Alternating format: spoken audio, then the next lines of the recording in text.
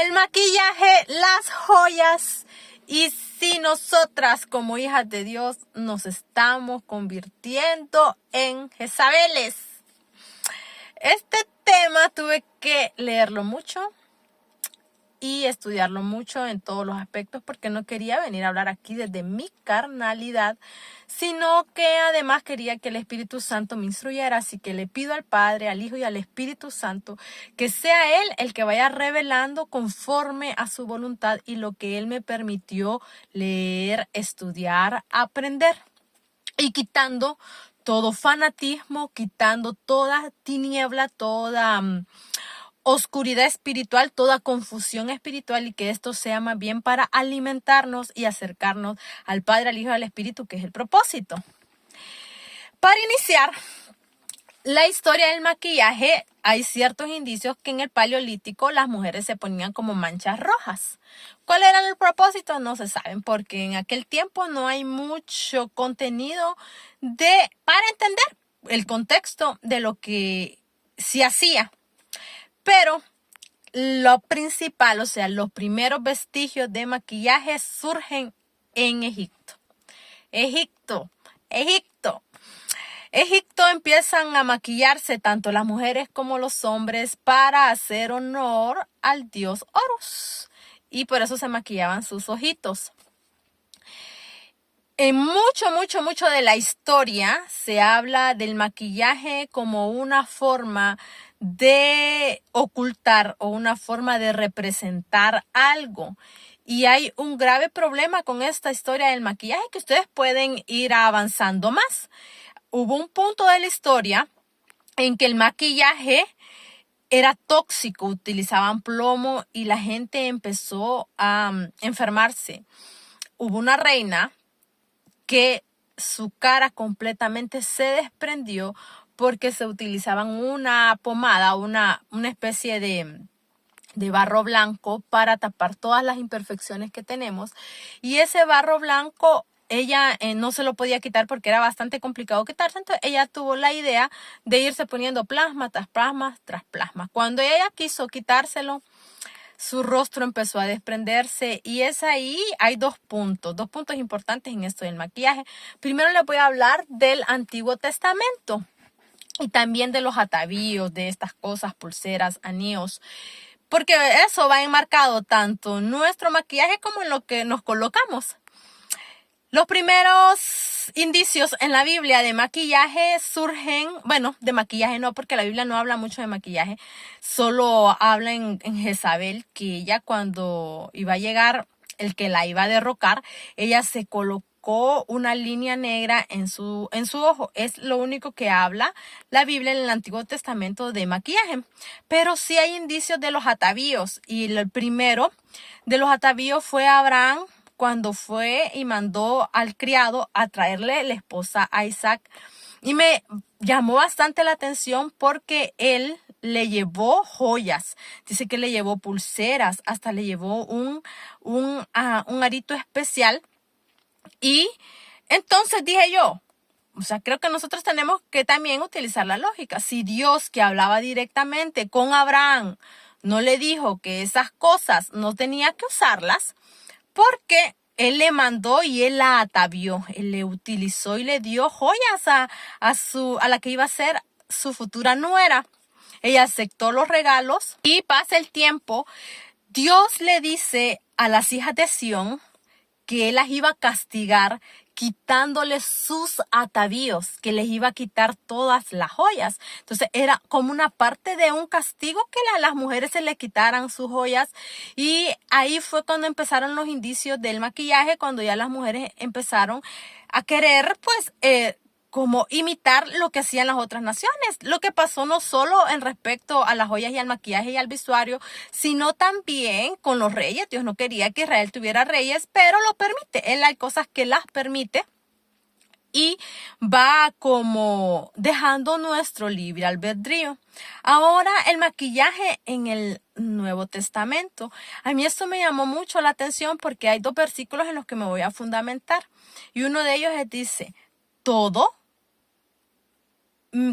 me es lícito, o sea que todo lo podemos hacer, pero no todo nos conviene. Y el otro, que es el más importante y que va realmente enfocado a este tema, es cuando Pablo le dice a las mujeres que dejen de vestirse o dejen de utilizar demasiados ostentosos. ¿Y por qué dice esto?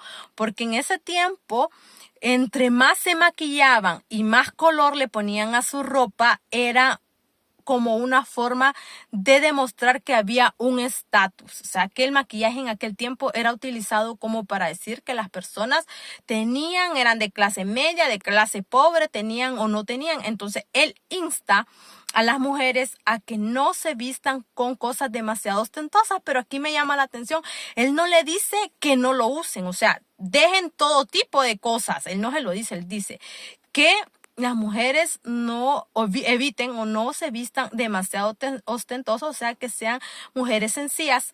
Hay otro ejemplo en la reina Esther, y que yo dije, pero si Esther estuvo en un certamen de belleza, ¿cómo me van a decir a mí que el maquillaje y todo eso? Porque en ese tiempo ellas utilizaban mucho negro en sus ojos y utilizaban el labial rojo. Pero les voy a contar que la reina Esther trató de ser lo más sencilla posible y ella no quiso ataviarse ni utilizar muchos atavíos, sino que permitió que la persona encargada del certamen de belleza la instruyera y él le hacía cosas sencillas. ¿Por qué? Porque el rey ya venía de una decepción con Vasti, porque Vasti era una mujer hermosa y ella se ataviaba mucho. Vasti era una mujer que se ataviaba y que utilizaba todo lo que utilizaban en Babilonia, tanto el maquillaje como sus joyas. Entonces, cuando ella le dice a él que sea él el que cortine, él la vestía de forma sencilla, con atavíos sencillos, y el atavío tiene que ver con la purificación.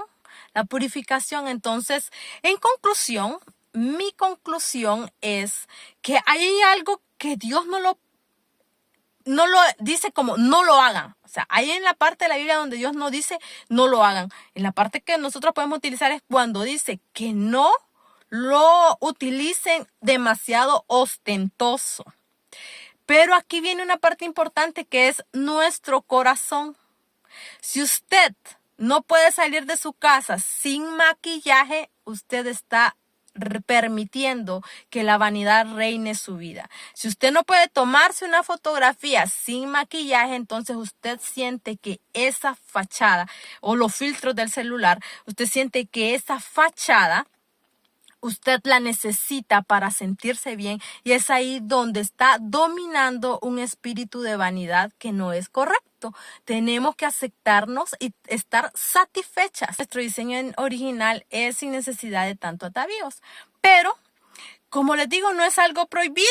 Usted de vez en cuando puede ponerse su poquito de maquillaje sin necesidad de llamar la atención, sin necesidad de querer sobresalir. Otro punto importante, nuestro principal atavío es querer ser como Cristo. Nuestra meta es ser como el Padre, como el Hijo y como el Espíritu Santo. Entendiendo que lo principal es el Padre Celestial, es lo principal, y lo demás es secundario. Otra cosa importante que por lo menos yo me lo he tomado es hacer un trato conmigo misma de por lo menos 2 o 3 veces a la semana no ponerme maquillaje, porque son tóxicos. La mayoría de los maquillajes, no solo en aquel tiempo se utilizaba plomo, no solo en aquel tiempo se utilizaban químicos que pueden producir cáncer, porque cree que el cáncer sea propagado de la manera por las cosas que nosotros utilizamos y consumimos.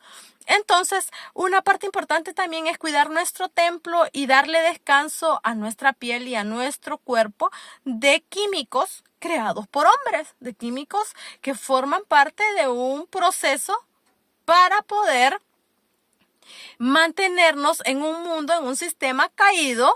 Y ese sistema caído siempre va a provocar algo en nuestro cuerpo. Examínese. Y si usted no puede salir en una foto, en un video, no puede salir a la calle sin un poco de maquillaje, usted ahí tiene que ver que hay vanidad en su corazón y está permitiendo que eso se endiose en su vida.